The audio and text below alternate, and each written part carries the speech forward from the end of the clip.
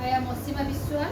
Today I will discuss about meaning of inflation and features of inflation. If you like my video, please subscribe my channel Economic Trend. Okay, inflation is a global phenomenon in present day times. There is hardly any country in the capitalist world today which is not afflicted by this specter of inflation. Okay, for a layman, inflation means a substantial and rapid increase in the general price level, which causes a decline in the purchasing power of money. Inflation is statistically measured in terms of percentage increase in the price index per unit of time, usually a year or a month. There is no generally accepted definition of inflation and different economists define it differently. Broadly, the phenomenon of inflation has been understood in three ways: in the popular sense, A, okay, B in the Keynesian sense, C in the modern sense. First, I will discuss about the common view of inflation. Generally, inflation has been defined either A as a phenomenon of rising prices, B as a monetary phenomenon. First, as a phenomenon of rising prices. Definition given by the economists like Crowther, Gardner Ackley, S.G. Johnson regard inflation as a phenomenon of rising prices. According to Crowther, inflation is a state in which the value of money is falling, that is, the prices are rising. In the words of Gardner Ackley, inflation is a persistent and appreciable rise in the general level or average of prices. Harry G. Johnson states, I define inflation as a substantial rise in prices. Second, as a monetary phenomenon, economists like Friedman, Colburn, Hartley, Kemmer define inflation a monetary phenomenon. According to Friedman, inflation is always and everywhere a monetary phenomenon. Colburn defines inflation as too much money chasing too few goods. Hartley defines inflation as the issue of too much currency. According to Kramer, inflation is too much money and deposit currency, that is too much currency in relation to the physical volume of business being done. Then I will discuss about the Keynesian view of inflation.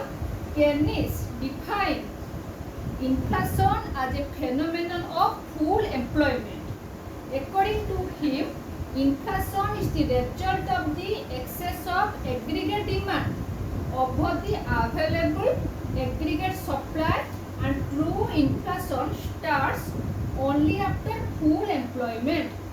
So long there is unemployment, employment will change in the same proportion as the quantity of money, and where there is full employment, prices will change in the same proportion as the quantity of money. Keynes does not deny that prices may rise even before full employment, mainly due to the existence of certain bottlenecks in the expansion of output, but he taught such a rise in prices as semi-inflation. It is the true inflation after full employment which poses a real threat to the economy and is to be worried about. Then I will discuss about the modern view of inflation. Modern economists analyze inflation in a comprehensive and unified manner. The modern view of inflation can be summarized in the following way. 1. Demand pull inflation. 2. Cost push inflation. Generally, first, two types of inflation are discussed: demand pull inflation and cost push inflation. In the demand push inflation, inflation and falling unemployment are supposed to go together. While in cost push inflation, inflation and rising unemployment are supposed to occur simultaneously.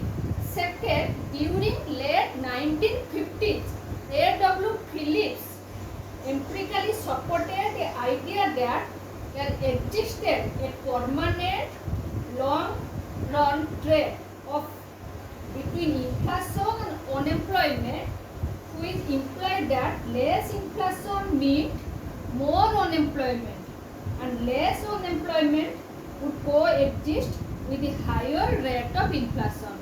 Third, in the late 1960s, the monetarists held the view that the trade-off between inflation and unemployment existed only in the short run and not in the long run.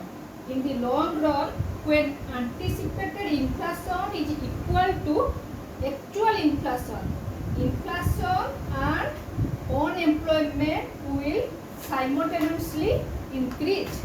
Fourth, the monetarists like Friedman Fels also combined demand pull and cost push inflation as one integrated whole. According to them, inflation is a unified phenomenon in which demand and cost elements appear as a part of one integrated cycle and which expectation of future price level movement play a prominent role. Then I will discuss about the features of inflation. First, inflation is always accompanied by a rise in the price level. It is a process of uninterrupted increase in prices. Second, inflation is a monetary phenomenon and it is generally caused by excessive money supply. Third, inflation is essentially an economic phenomenon as it originates in the economic system and is the result of action and interaction of economic forces. Inflation is a dynamic process. Fourth, inflation is a dynamic process as observed over a long period. Fifth, a cyclical movement of prices is not inflation. Sixth, pure inflation starts after full employment. Seventh, inflation may be demand pull or cost push. 8. Excess demand in relation to the supply of everything is the excess of inflation. In next class, I will discuss about types of inflation. Thanks for watching.